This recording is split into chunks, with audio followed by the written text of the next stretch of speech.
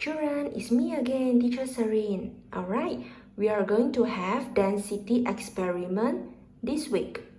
Okay, children, you need to prepare and get ready of all the ingredients here before the lesson. Alright, the first, water, a container or a jar, oil, cooking oil or vegetable oil, syrup or honey, some pencils, color pencils, sharpener, paper clip, some toys, a small sponge, ping pong ball, bottle cap, and some coins.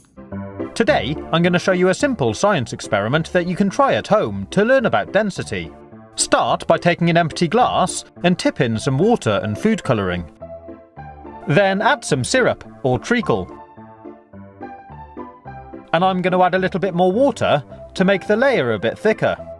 Then finally, fill the glass up with some oil and leave it to settle for about 15 minutes. These liquids separate out into different layers because they're different densities and they don't mix.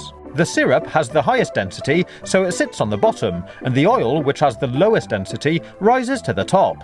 Try dropping different objects in to see what happens. If we drop this metal nut in, which is really dense, you can see it sinks right to the bottom.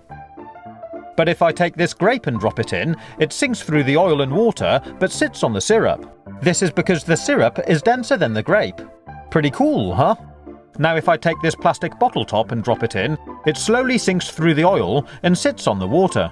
And finally, if I take this piece of sponge and drop it in, it sits on top. The oil is denser than the sponge. You can try dropping different objects in to see which fluids are denser. I also found shining a torch beam down from above gives a really nice effect. I hope you've enjoyed watching this video.